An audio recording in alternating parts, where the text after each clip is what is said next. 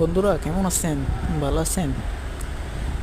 এই আপনাদের যদি মন চায় প্রকৃতির সৌন্দর্য উপভোগ করার, তাহলে আপনাদের ভ্রমণ করার সময় একটু জেগে থেকে প্রকৃতির সৌন্দর্য উপভোগ করলে ভালো হয়। এই দেখেন, আমি যাচ্ছি চট্টগ্রাম থেকে ঢাকায়।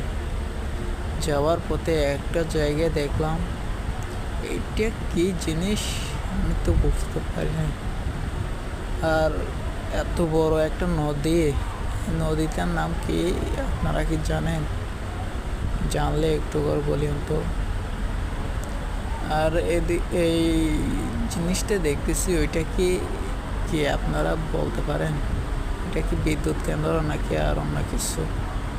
জিনিসটা খুবই সৌন্দর্য, এবং আপনাদের কীরকম লাগে ওইটা একটু মতামত দিয়ে না।